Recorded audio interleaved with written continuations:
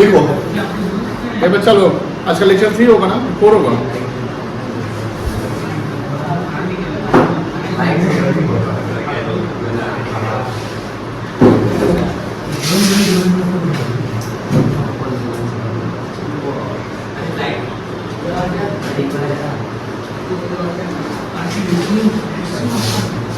अच्छा रेट कितना है 18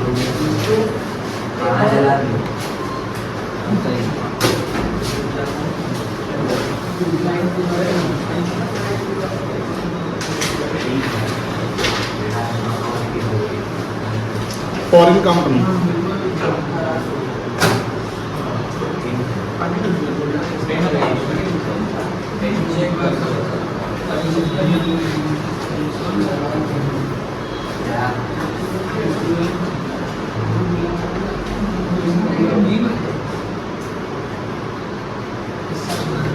लिखोगे कंपनी वेबर उसको बंद करो लिखना बनाना बंद करो which is registered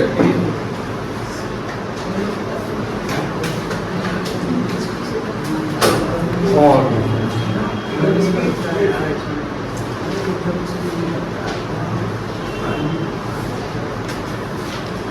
incorporated outside India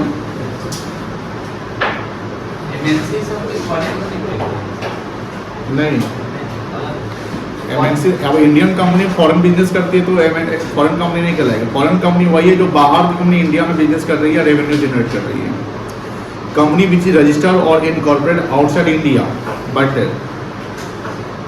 place of business हो गया सर डेटा हो गया सर हाँ और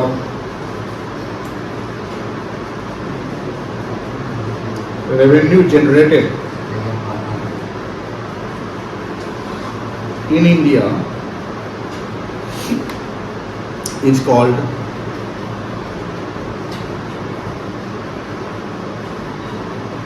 foreign company.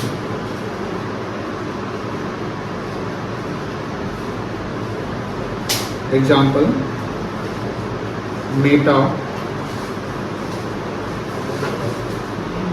Google, Samsung, Sony, BYD, Tesla, Apple, Amazon, etc.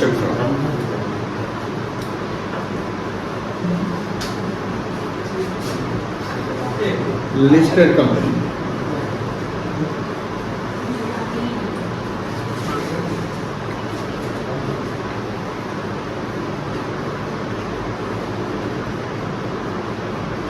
Company which is listed in the stock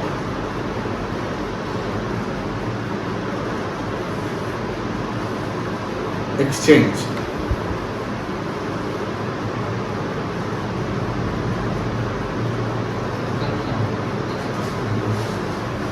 Stock exchange agent.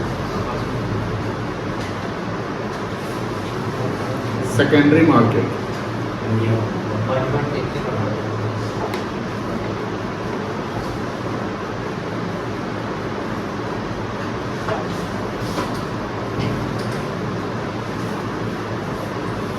Unlisted company.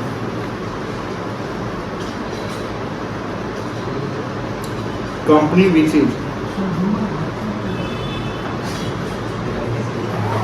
not listed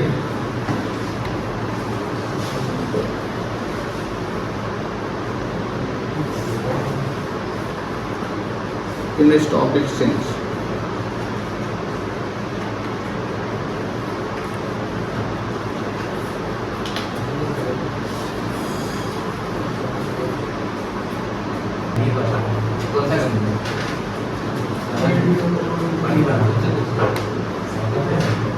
BYD का मतलब है build जो चाइनीज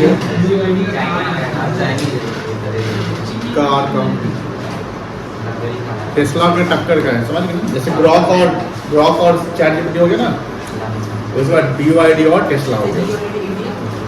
BYD चाइनीज क्या हो गया? हाँ, यहाँ तक तो हम लोग बेसिक समझे थे, अब समझना शेयर्स।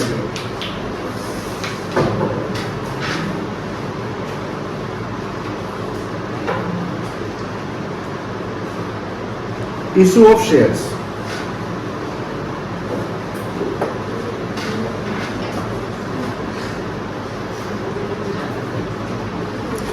शेयर समझ रहे हो ना? For raising the fund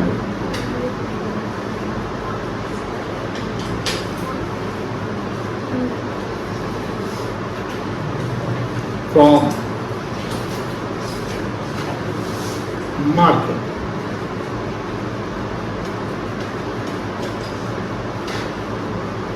general public, FII, DII,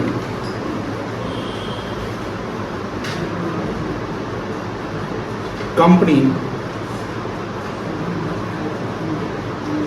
issue shares through IPO। अब यहाँ पर FII जानते हो क्या होता है? Foreign institutional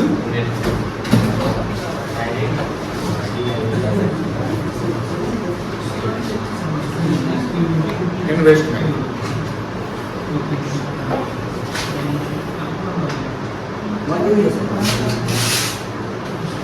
DII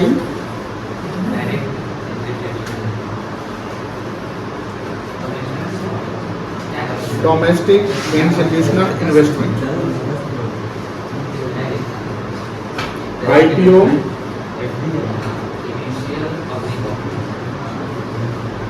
initial public offering. ये जो IPO होता है ये कैपिटल मार्केट में होता है।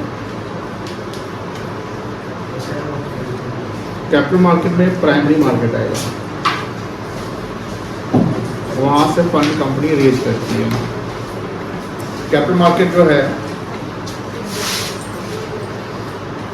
ये बियॉन्ड 1 ईयर के लिए रहता है।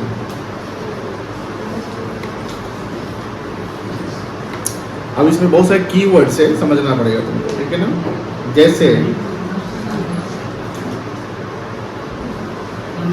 फॉर इशूइंग IPO या for issuing shares, IPO is most important part.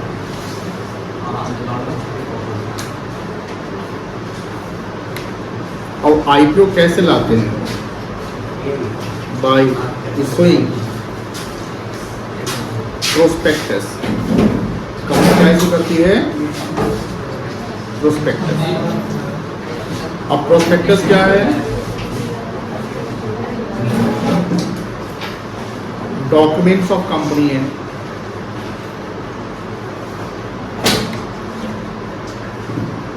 There are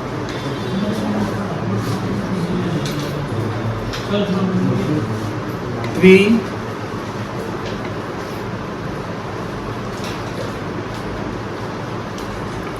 important documents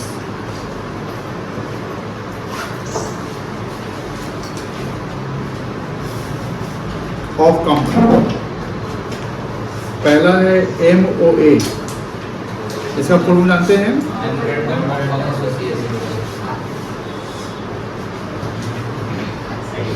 memorandum of association. इसमें 6 क्लॉज होते हैं।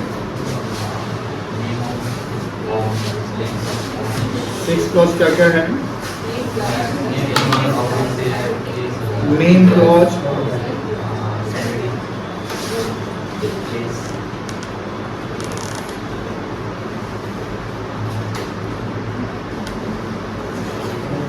subscription clause,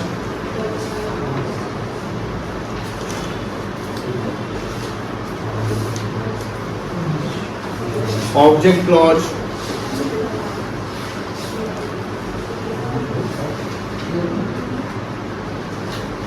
domicile clause. Domicile का मतलब होता है एड्रेस।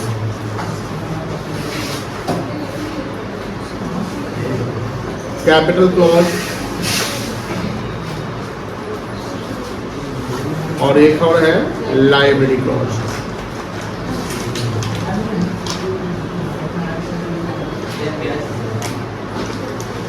सेकेंड इंपॉर्टेंट डॉक्यूमेंट है आपका AOA,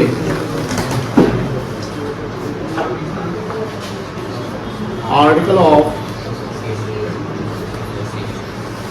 जैसे पार्टनरशिप डीड होता है ना कंपनी पार्टनरशिप के लिए फर्म के लिए, उसका AOA होगा कंपनी के लिए। इसमें जो भी एक्टिविटीज है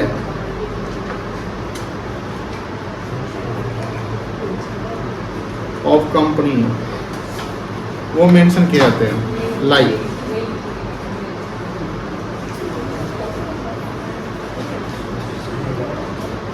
issue of shares,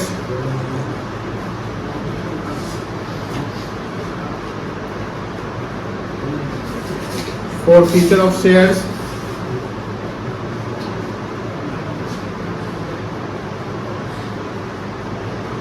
call scenario,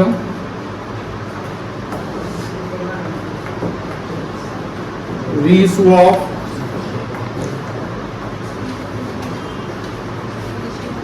forfeited shares,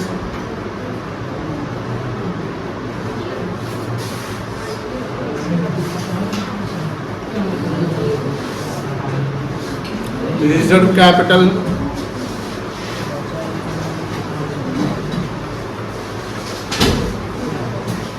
capital reserve,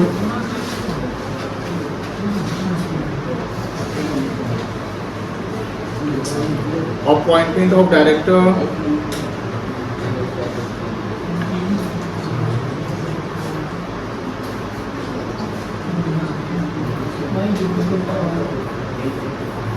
appointment of auditor, etc. छूट गया ऊपर का क्या? Agreement of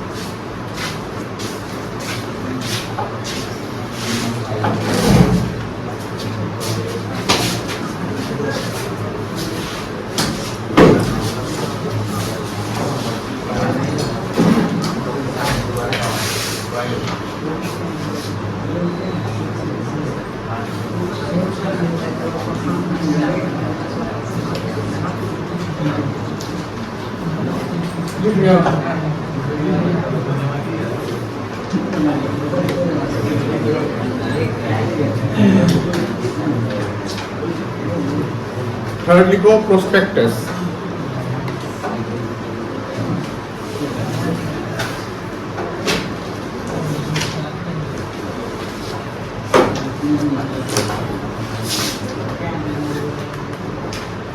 It is the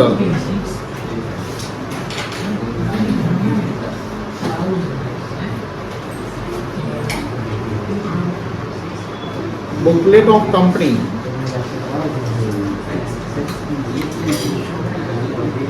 in which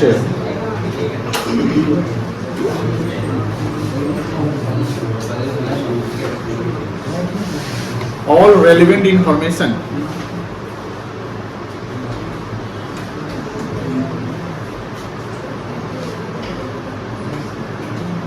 of company and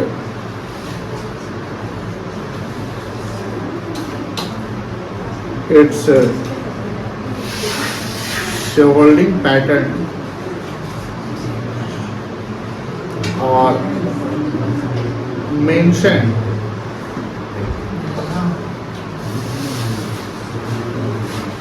and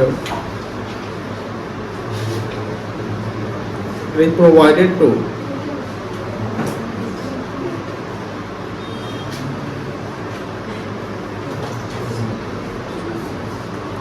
general public at the time of IPO.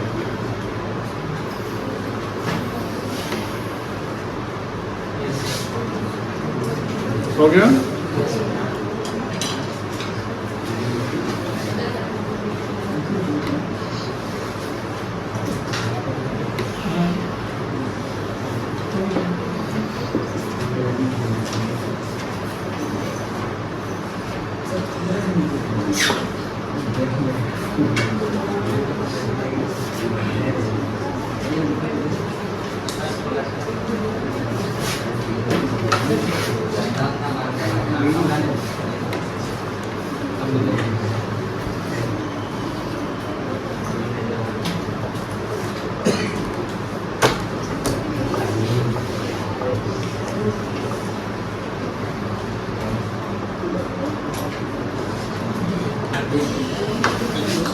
दूसरा तीसरा parents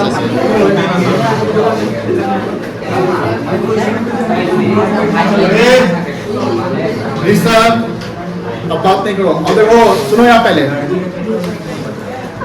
अभी तक company में जो पढ़ाया गया है बेसिक्स बताया गया है। सुनो यहाँ पे बात नहीं, जो स्क्रीन पर दिख रहा है ये सब ऑलरेडी हम लोग पढ़े हुए हैं, अभी तक जो लिखे हुए पढ़े हुए हैं, बट रिकॉल करना बहुत जरूरी होता है। बिकॉज कि जब आप न्यूमेरिकल्स बनाओगे कंपनी की जो वहाँ एक्टिविटी होगी तो उसका बेस क्या है, स्ट्रक्चर क्या है। तो पहले हम लोगों ने यहाँ पर कुछ बेसिक चीज पढ़ा कि बिजनेस के फॉर्म्स कितने हैं। तो ये आप लोग जानते हैं, प्राइवेट, पब्लिक एंड ज्वाइंट या मिक्स कहते हैं। ओनरशिप में सबके ओनर के नेचर चेंज हो जाते हैं, बिजनेस जैसा होगा वैसे ओनर कहलाएंगे, है कि नहीं है। जैसे कंपनी में शेयर होल्डर होता है, कंपनी में क्या होता है, शेयर होल्डर। कंपनी में जो लायबिलिटी शेयर होल्डर की होती है वो क्या होती है, limited to the extent of share capital. To the extent का मतलब ये होता है कि जैसे मान लीजिए कि किसी ने कंपनी फाउंड किया, तो सेटअप किया, तो जब कंपनी कोई सेटअप करता है ना तो वो कहलाता है प्रोमोटर। क्या कहलाता है, तो प्रोमोटर को हम कंपनी का ओनर मानते हैं। प्रोमोटर क्या मानेंगे, ओनर। बिकॉज वो इनिशियल स्टेज पे कंपनी को फॉर्म करने का सारा रोल उसी का है, यानी सारा पैसा वो वही लगा रहे हैं। तो प्रोमोटर का मान लो कि 20% उसमें स्टेक है।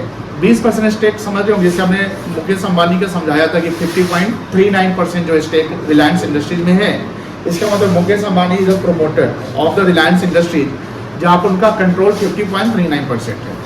तो मान लो कि किसी ने 20% स्टेक लगाकर कंपनी को सेटअप करता है और कंपनी बिजनेस रन करती है, बट कंपनी को हेवी लॉस चल रहा है। ऐसा हो सकता है कि नहीं हो सकता है। जब से एआई आया है तो मैं आपको बताऊं कि जो आईटी फर्म है, आईटी कंपनीज है, उनके उसमें जो जॉब रिडक्शन हो रहा है, एम्प्लॉयमेंट रिड्यूस किया जा रहा है। और दूसरा, उस कंपनी की अभी जो रेवेन्यू ग्रोथ है वो वैसी नहीं है जैसी होनी चाहिए, बिकॉज एआई ने बहुत सारे काम को ईजी कर दिए हैं। अब एआई बहुत काम को ईजी कर दिया अगर है तो आईटी से जो काम किसी आउटसोर्सिंग होता था वो कम जाएगा। बात समझ में आ रही ना। अभी जस्ट न्यूज है कि जो जेमिनाई ऐप है, तो आप देखते हो कि जेमिनाई का एक फ्री वर्जन होता है, तो फ्री वर्जन में लिमिटेड यूज होते हैं, एक होता है पेड वर्जन। तो इंडिया के स्टूडेंट के लिए आप लोग उसको सब्सक्राइब करा सकते हैं, फ्री कर दिया है 1 साल के लिए।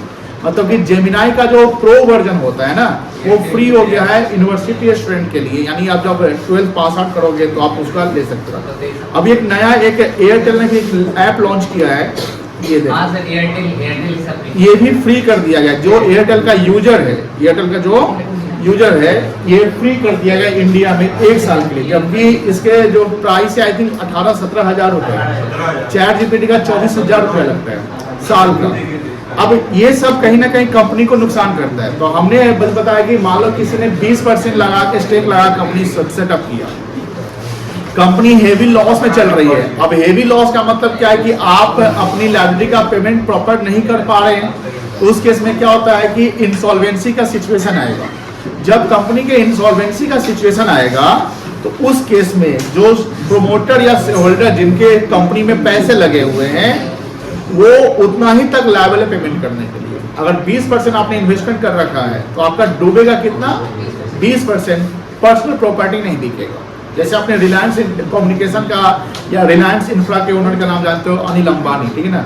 तो अनिल अंबानी का पर्सनल प्रॉपर्टी अभी भी सेफ मोड में है, और अगर कंपनी इंसॉल्वेंट हो रही है तो उसमें उनका जो पैसा लगा हुआ है वो जा रहा है, बिकॉज वो ओनरशिप में। जानते होंगे कि जब कोई कंपनी इंसॉल्वेंट या कोई भी फर्म अगर बंद होती है तो लायबिलिटी में सबसे पहले किस लायबिलिटी का पेमेंट किया जाएगा, एक्सटर्नल लायबिलिटी का। किसका पेमेंट किया जाएगा, देन आफ्टर इंटरनल का। अब एक्सटर्नल पेमेंट कर ही नहीं पा रहे तो इंटरनल पेमेंट होगा नहीं होगा तो डूब जाएगा।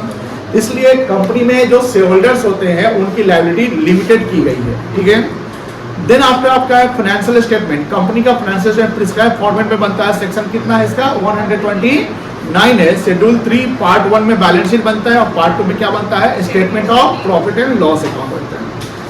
कंपनी 2 वर्ड से बना है, को और पैनिस। को का मतलब टुगेदर, पैनिस का मतलब ब्रेड। यहाँ यानी जो सभी लोग पैसा जब बिजनेस में लगा रहे हैं, जो शेयर होल्डर है, तो उनको प्रॉफिट का हिस्सा मिलता है, उसको हम बोलते हैं कंपनी।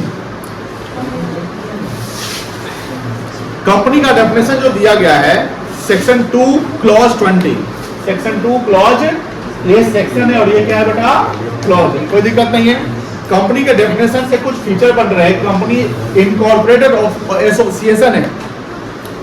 इनकॉर्पोरेटेड एसोसिएशन का मतलब कंपनी का रजिस्ट्रेशन होना जरूरी है, बिना रजिस्ट्रेशन कंपनी बिजनेस रन नहीं कर सकती। कंपनी आर्टिफिशियल लीगल पर्सन है, कंपनी सेपरेट लीगल एंटिटी होता है। पार्टनरशिप में पूछा जाए कि पार्टनरशिप में क्या सेपरेट लीगल एंटिटी है, तो आपका जवाब होगा नहीं है। बट जब अकाउंटिंग और लॉ अलग अलग होता है, हम लोग अभी लॉ पे आ गए हैं। किस पे आ गए हैं, लॉ पे। अकाउंटिंग कहता है कि जब अकाउंटिंग करते हैं तो बिजनेस एंटिटी कॉन्सेप्ट अप्लाई करते हैं, जहां अकाउंटिंग पॉइंट ऑफ व्यू से प्रोप्राइटर और पार्टनर बिजनेस से सेपरेट होता है। बट जब सेपरेट लीगल एंटिटी की बात करेंगे तो ऐसा नहीं। मतलब सर इसको एक्सप्लेन करिए, एग्जांपल बताइए। जैसे मान लो प्रोप्राइटरशिप फॉर्म में कोई फ्रॉड वगैरह कुछ भी हो गया या पार्टनरशिप फॉर्म में हो गया तो डायरेक्ट इंपैक्ट किस पे पड़ेगा? उसके ओनर पे, यानी पार्टनर पे, प्रोप्राइटर पे, तो उनको जेल जाना पड़ सकता है। बट कंपनी में क्या है कि अगर कुछ ऐसी घटना होती है तो कंपनी पे लीगल एक्शन लिया जाएगा। अब बोलोगे कि सर कंपनी तो जेल नहीं जा सकता ना, कंपनी जेल जाएगा नहीं। अब उस कंपनी में जो फ्रॉड हुआ है, उस फ्रॉड में जो पर्सन इन्वॉल्व है, जो डायरेक्टर, जो ऑफिसर, जो मेंबर, जो एम्प्लॉय इन्वॉल्व है, उस पर इंपैक्ट पड़ेगा। फर्म में ऐसा नहीं होता, फर्म में सारे पार्टनर इन्वॉल्व हो जाते हैं, समझ गए ना। उसके बाद कंपनी का अपना कॉमन सील होता है जिसको सिग्नेचर कहते हैं। नाउ डेज कॉमन सील का यूज नहीं भी होता है तो कोई दिक्कत नहीं, बिकॉज सब कुछ अब ऑनलाइन जनरेटेड होते हैं। कंपनी का परपेचुअल सक्सेशन है, मतलब कंपनी एक गोइंग कंसर्न है। कंपनी क्या है? गोइंग कंसर्न है, जहां मेंबर और डायरेक्टर कंपनी में आते जाते हैं, बट कंपनी फोर्सेबल फ्यूचर के लिए रन करती है। लिमिटेड लाइफ जानते हैं, और कंपनी जो लिस्टेड कंपनी है, पब्लिक लिमिटेड कंपनी, वो अपने शेयर ट्रांसफर कर सकते हैं, यानी यहाँ ओनरशिप परमानेंट नहीं होता है।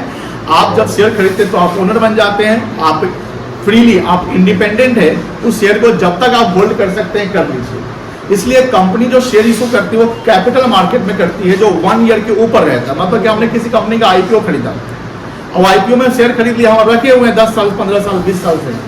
जब तक कंपनी का एग्जिस्टेंस रहेगा तब तक मेरे पास शेयर रखने का पावर है, जब तक हम शेयर खरीद, कोई दिक्कत नहीं है।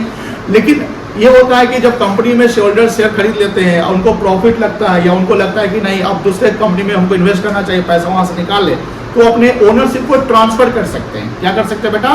ट्रांसफर, और दूसरे को बेच सकते हैं, किसी को भी आप बेच सकते हैं इससे। जब टाइप्स ऑफ कंपनी, तो ओपीसी जानते हो, ओपीसी में मिनिमम डायरेक्टर कितने हैं? 1, मैक्सिमम 15 डायरेक्टर है। प्राइवेट में मिनिमम डायरेक्टर 2 और मैक्सिमम 15 है। पब्लिक में 3 और मैक्सिमम 15 है। Public company special resolution pass करके मैक्सिमम नंबर ऑफ डायरेक्टर को बढ़ा सकती है। रिलायंस में कितने डायरेक्टर है अभी? है 16। डायरेक्टर और मेंबर अलग अलग होता है। जब मेंबर की बात करते हैं तो प्राइवेट में 2 मिनिमम मेंबर चाहिए और मैक्सिमम कितना चाहिए? 200। कितना चाहिए बेटा? पब्लिक कंपनी में 7 मिनिमम मेंबर चाहिए और मैक्सिमम अनलिमिटेड है। जैसे रिलायंस में 60 लाख मेंबर्स है, 60 लाख से होल्डर्स है, कोई दिक्कत नहीं है। कंपनी, कौन सी कंपनी शेयर इशू कर सकती है? तो public company. Public company AGM हर साल कराती है। एजीएम का फुल फॉर्म क्या है? Annual general meeting. लेकिन कंपनी को इमरजेंसी में कोई मीटिंग करवाना है तो उसको ईजीएम कहते हैं। क्या कहते हैं? EGM, extra ordinary general meeting, कोई दिक्कत नहीं है। उसके अलावा कंपनी में गवर्नमेंट कंपनी को हमने एक्सप्लेन कर दिया था, बात नहीं, गवर्नमेंट कंपनी को एक्सप्लेन कर दिया था। गवर्नमेंट कंपनी कौन है? जहां पर सेंट्रल गवर्नमेंट, स्टेट गवर्नमेंट का होल्डिंग जो है 51% या उससे अधिक है। जैसे बिहार में एक इलेक्ट्रिसिटी कंपनी है, north Bihar public distribution corporation limited. ये नॉर्थ बिहार के एरिया को संभालती है, जहां पर आई थिंक कितना डिस्ट्रिक्ट आता है? 27 डिस्ट्रिक्ट आता है, जो एनबीपीटीसीएल ऑपरेट करती है। एनबीपीटीसीएल 100% बिहार गवर्नमेंट कंट्रोल और मैनेज ऑपरेट करती है। यानी एनबीपीटीसीएल क्या है? गवर्नमेंट कंपनी है। क्या है बेटा? Government company. But government company में ये काम होता है, गवर्नमेंट कंपनी बिजनेस करती है। गवर्नमेंट कंपनी क्या करती है? बिजनेस। वो क्या करती है? रेवेन्यू जनरेट करती है। जैसे कल का एक न्यूज है कि बिहार सरकार ने रेसिडेंशियल के लिए, कॉमर्शियल की नहीं, रेसिडेंशियल के लिए 125 यूनिट्स पर मंथ जो है इलेक्ट्रिसिटी कंजम्पशन फ्री कर दिया। इसका मतलब ये कि आपके घर में मान लो कि महीने का 200 यूनिट्स कंज्यूम होता है। कितना कंज्यूम होता है?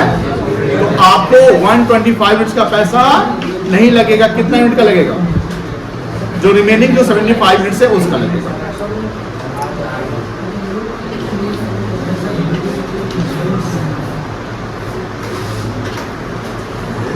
होल्डिंग कंपनी बताए थे। होल्डिंग कंपनी कौन सी कंपनी है? जो कंपनी किसी दूसरे कंपनी में 51% या उससे अधिक शेयर होल्ड करती है। जिस कंपनी में होल्ड होता है उसको क्या बोलते हैं? Subsidiary company. ये कल का था। फॉरेन कंपनी, जो कंपनी है, देखो फॉरेन कंपनी, जैसे मान लो कि Reliance Industries, Reliance Industries foreign company नहीं है, ये मल्टीनेशनल कंपनी है। All multinational company foreign company है? No. Foreign company only the company which is incorporated outside India but place of business और रेवेन्यू जनरेशन फ्रॉम इंडिया। अब आपका एक सवाल होगा कि सर मान लेते हैं कि एक कंपनी फॉरेन कंपनी है, मतलब कि मान लो यूएस में वो इनकॉर्पोरेट है, अब वो बिजनेस आउटसोर्स करती है, उसका कोई physical place of business India में ऑफिस नहीं है, बट आज एआई का समय आ गया है। आजकल ऐसी चीजें हैं कि आप एक जगह बैठे हुए हैं और कहीं से भी जनरेट करते हैं। जैसे मान लो कोई यूट्यूबर है, अब यूट्यूबर यूएस का है तो इंडियन अगर व्यूवर्स है तो वहां से तो रेवेन्यू जनरेट हो रहा होगा ना। तो अगर रेवेन्यू जनरेशन फ्रॉम इंडिया अगर हो रहा है तो कंपनी क्या कहलाएगा? फॉरेन। अब एक और सवाल है कि मान लेते हैं सर एक यूएस की कंपनी है, जैसे मान लो टेस्ला अभी जस्ट आया इंडिया में। मान लो टेस्ला जब नहीं था इंडिया में तो यूएस की कंपनी टेस्ला, उसका बिजनेस मान लो चाइना में हो रहा है, तो क्या इंडिया के लिए वो फॉरेन कंपनी कहलाएगा? इंडिया के लिए वो फॉरेन कंपनी नहीं कहलाएगा। फॉरेन कंपनी इंडिया के लिए वही कंपनी जिसका रजिस्ट्रेशन आउटसाइड इंडिया है बट प्लेस ऑफ बिजनेस कहां पे हो? इंडिया में, या रेवेन्यू जनरेशन फ्रॉम कहां हो? इंडिया में, कोई दिक्कत नहीं है। फिर आपका एक लिस्टेड कंपनी है। लिस्टेड कंपनी जो स्टॉक एक्सचेंज में क्या है? लिस्टेड है, और अनलिस्टेड जो लिस्टेड है नहीं है। यहां से देखिए, ये इंपॉर्टेंट है, यहां से पढ़ो। Issue of shares. इशू मतलब कहीं ना कहीं इशू और सेल दोनों अलग अलग होता है। इशू और सेल क्या होता है? अलग अलग होता है। सेल का मतलब कि आपने कभी खरीदा होगा उसको आप सेल कर रहे हैं। इशू का मतलब कि आप किसी को ओनर बना रहे हैं, आपके पास शेयर्स है, आपने शेयर बना लिया है, उसमें आप ओनरशिप ट्रांसफर कर रहे हैं, जिसको हम इशू कहते हैं। क्या कहते हैं? इशू। यहाँ फंड रेज किया जाता है। अब कंपनी को जब फंड रेज करना है तो कंपनी फंड रेज मार्केट से करती है। मार्केट में 3 प्रकार के इन्वेस्टर हैं। एक इन्वेस्टर जिसको हम बोलते हैं रिटेल इन्वेस्टर। क्या बोलते हैं? रिटेल इन्वेस्टर मतलब कि जो यूनिट में शेयर खरीदता है, 500 200 जो भी शेयर खरीद सकते हैं। मान लीजिए आपको एक शेयर भी खरीद लिए तो आप रिटेल इन्वेस्टर कहलाएंगे। एक होता है FII, फॉरेन इंस्टीट्यूशनल इन्वेस्टमेंट, जो foreign investor Indian stock market में शेयर खरीद रहे हैं, उसको हम FII कहते हैं। और एक होता है DII, जो इंडियन इन्वेस्टर जो बल्क में शेयर खरीदते हैं, डोमेस्टिक इंस्टीट्यूशनल इन्वेस्टमेंट, जहां पर जैसे मान लो कोई बैंक है, कोई फाइनेंशियल इंस्टीट्यूशन है, कोई एक कंपनी दूसरे कंपनी में शेयर खरीदा, जिसको हम क्या बोलेंगे? DII, या म्यूचुअल फंड एजेंसी भी होगी। जैसे मान लो किसी ने म्यूचुअल फंड में पैसा लगाया, और म्यूचुअल फंड कंपनी क्या करती है? वो डिफरेंट कंपनी में पैसे थोड़े करके लगा देंगे। अब एक म्यूचुअल फंड 200 कंपनी 50 कंपनी में शेयर खरीदती है। अब सपोज करिए कि आप एक म्यूचुअल फंड में पैसा लगाए हुए हैं, लेकिन आपका पैसा एक म्यूचुअल फंड में है बट एक कंपनी में पैसा नहीं है। वो म्यूचुअल फंड एजेंसी क्या किया? 15 कंपनी में लगा दिया, 20 कंपनी में लगा दिया, तो आपका पैसा क्या हुआ है? 20 कंपनी में पोर्टफोलियो बना दिया। कोई दिक्कत नहीं है। या बात क्या कर रहे हो यार तुम? बात क्या कर रहे हो? पहले बताओ। नहीं पहले बात क्या कर रहे हो? बात क्या नहीं समझते हैं तुम? डेली हमको समझाना पड़ता है। एक होता है चुल पकड़ना, किसी को बता रहे हो, वही तुम्हारे में एक्साइटमेंट है।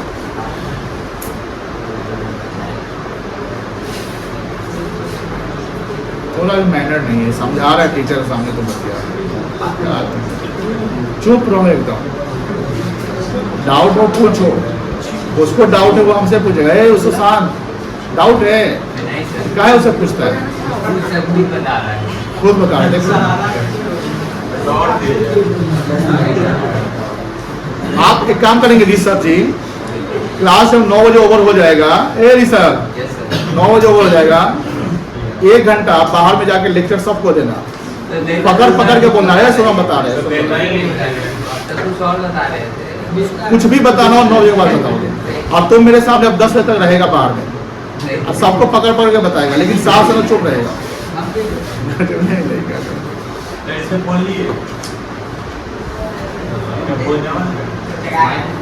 अरे ले क्या फोन आया है?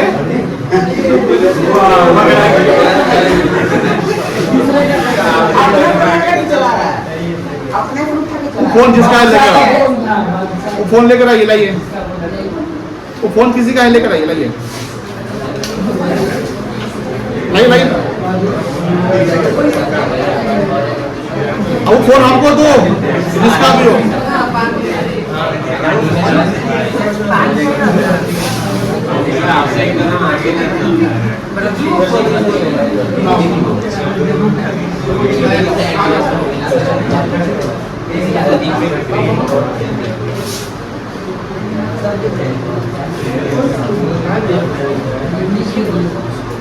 Thank you. पहले आ रही है। क्या कहे सब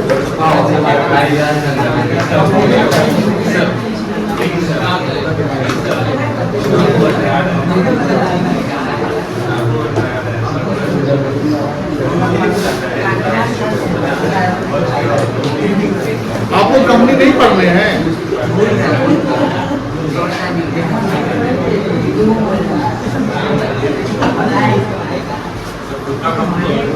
एक चीज मैं बताना चाहता हूँ, कुछ बच्चे की मेंटलिटी की हम ही जानते हैं तो लेट आएंगे चाहे काहे आए।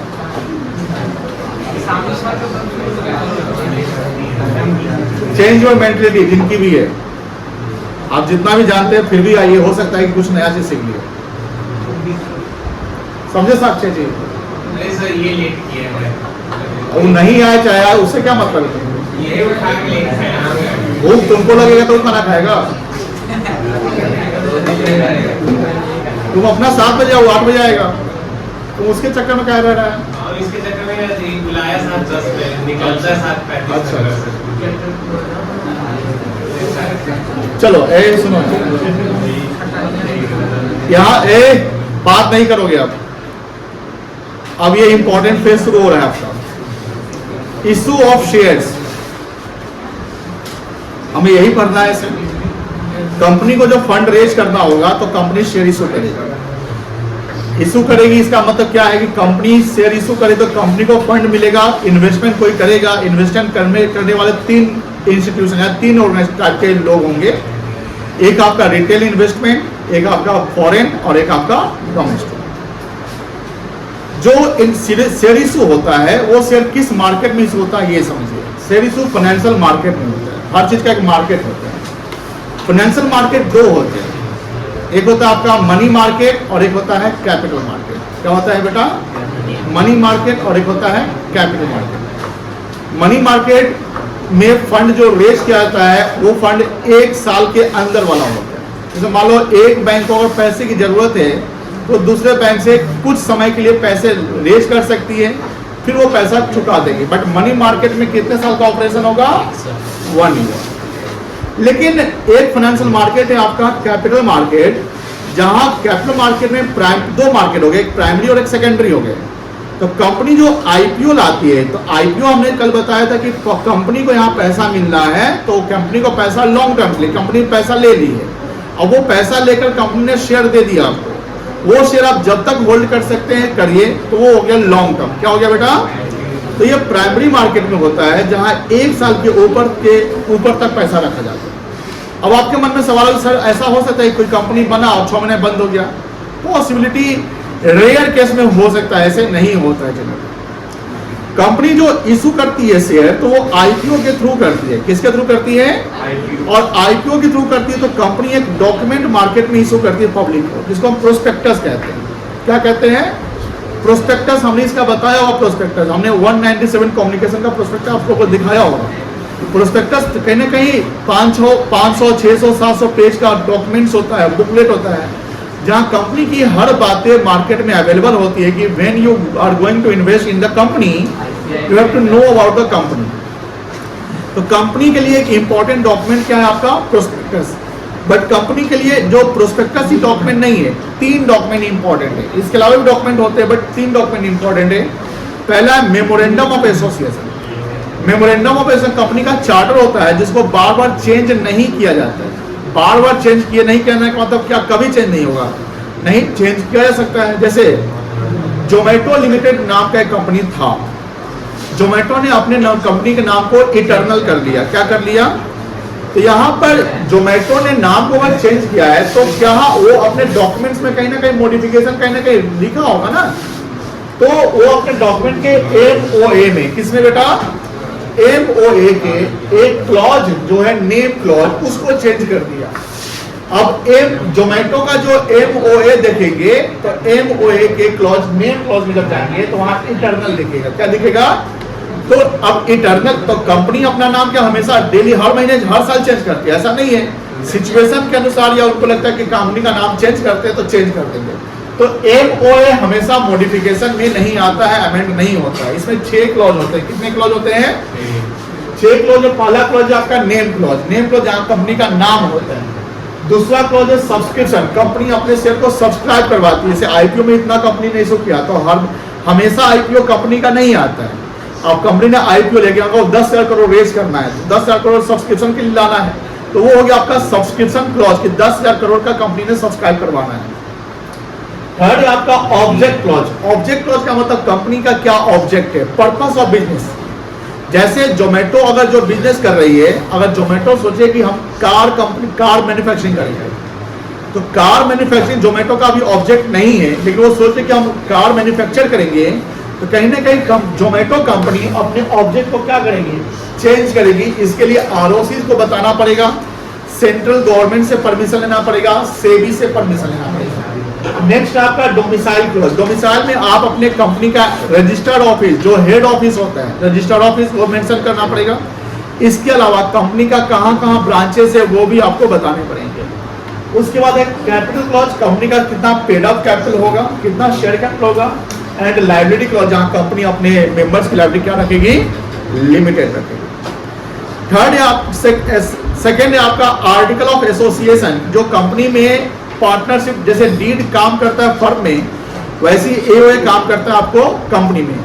एओए में जो भी कंपनी की एक्टिविटीज हो रही है, कितना शेयर इशू करने हैं, कितना का एफपीओ होगा, कितना का पब्लिक इशू होगा, किसका शेयर अभी एरियर में है, किसका शेयर फोरफिट करेंगे, ये सारे टॉपिक हमको ऐसे हम लोग को पढ़ने हैं इसमें, ठीक है ना। फोरफिचर, कितना कॉल सिनेरियो, किसको अपॉइंट करना है डायरेक्टर में, किसको अपॉइंट नहीं करना है, किसको ऑडिटर अपॉइंट करना है, ये सारे मेंशन कहाँ रहते हैं आपके आर्टिकल ऑफ एसोसिएशन में।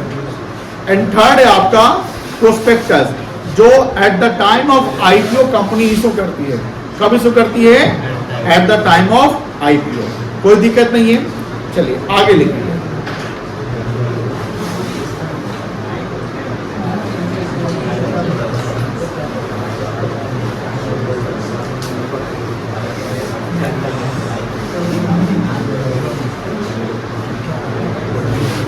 Share capital,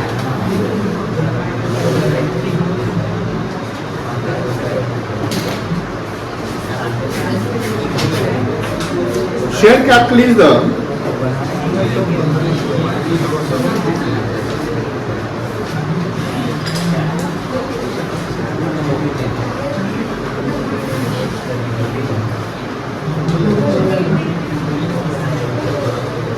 part of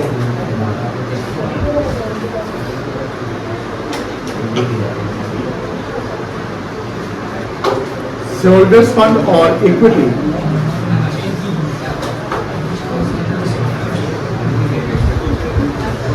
which is in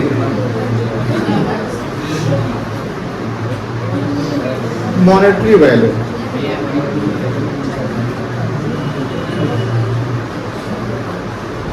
share capital कैसे निकलता है?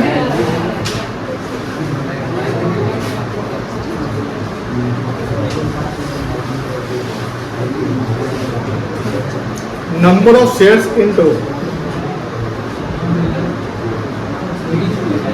Paid up price of share और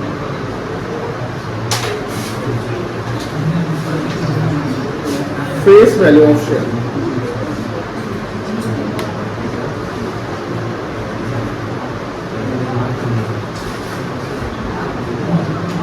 शेयर्स क्या है?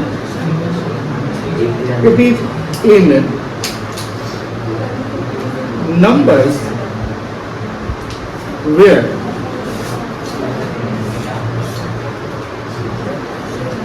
company divided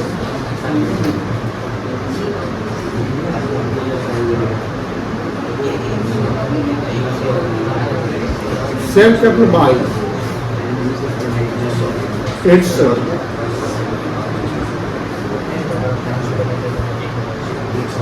face value. Example,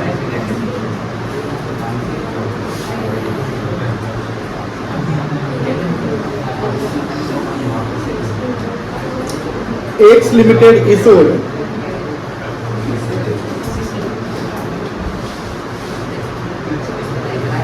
1 crore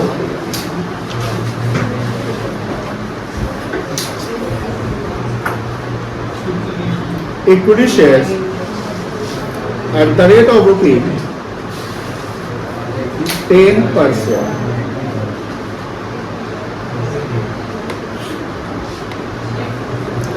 Here,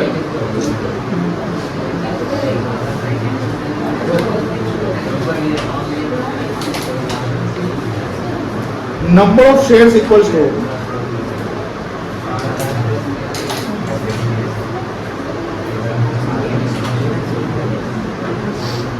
₹1 crore.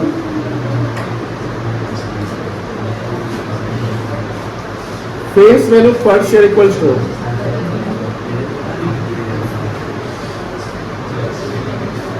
₹10.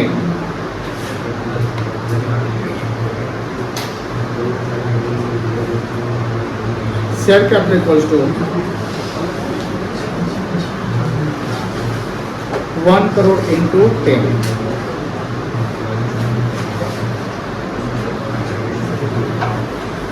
$10 crore. नीचे का नहीं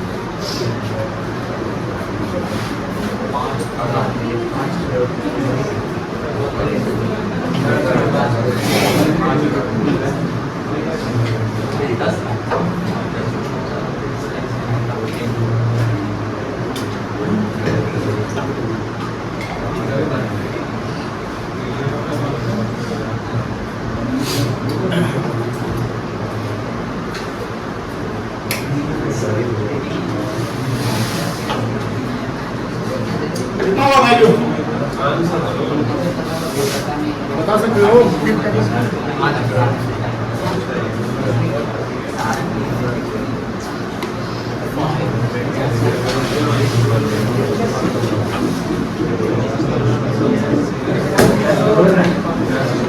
कितना होगा? सोनमर बोल रहा है, जवाब बताओ। 500 करोड़ क्या होगा?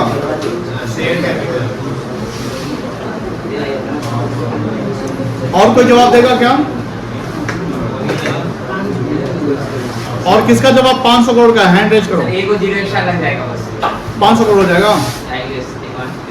5 बिलियन 5 बिलियन सब सब लोग हैं? कितना? 500 करोड़। और कोई बताएगा? इधर बताओ, गर्ल्स लोग बताओ। आर्या 500 करोड़। ओके, तुम बताओ। 500 करोड़।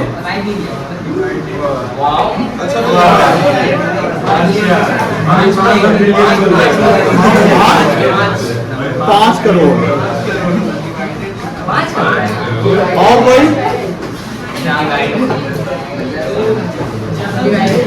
चलो, ऋषभ कौशिक बता रहा है 5 करोड़ और सब बता रहा है, आशुतोष बता रहा है, एहसानुल्लाह बता रहा है 5 करोड़। और कोई 5 करोड़ के पक्ष में? आशुतोष कितने के पक्ष में बताइए? कितना होगा बताओ ना, सलमान है। 5 करोड़।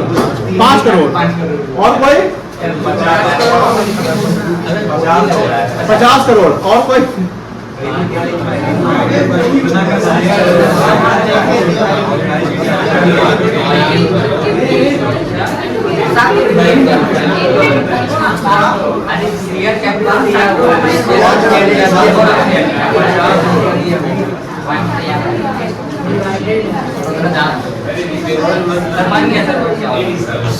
गूगल कर रहा है सर, गूगल कर रहा है।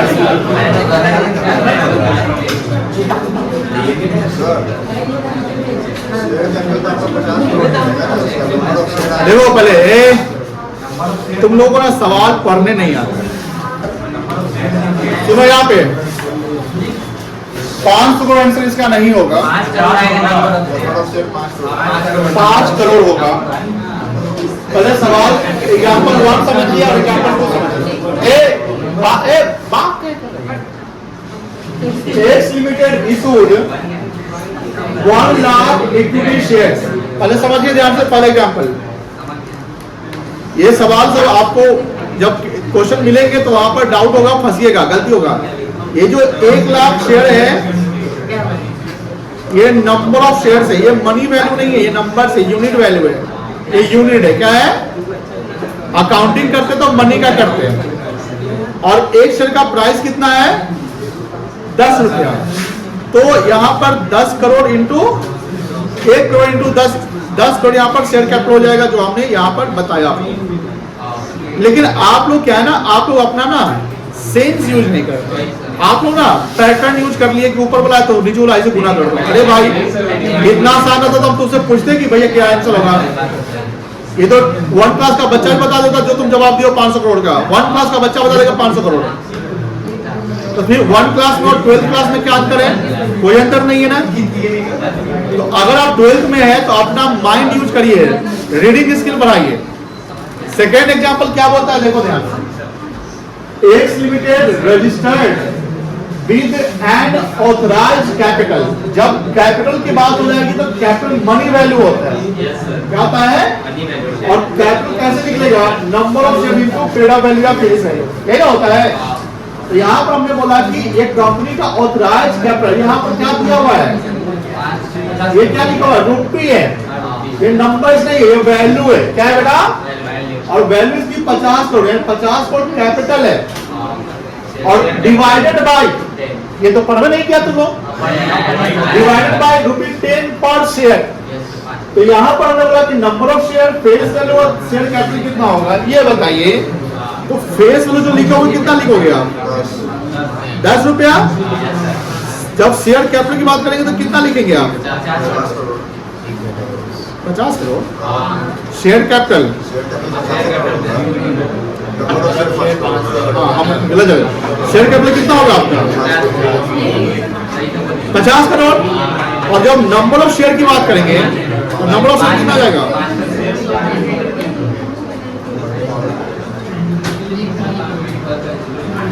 5 करोड़। तो यहां पर नंबर ऑफ शेयर निकालने का फॉर्मूला क्या बन जाएगा?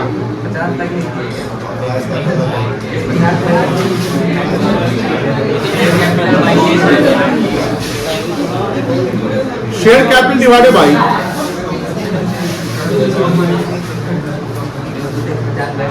Face value.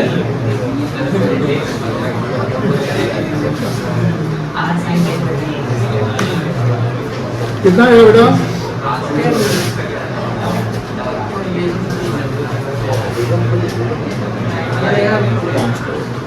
कोई दिक्कत नहीं है।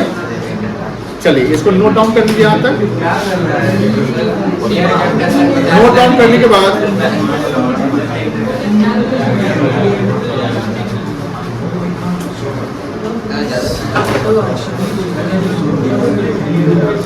Types of share capital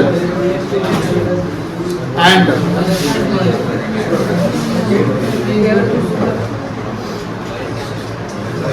types of shares कल पढ़ेंगे।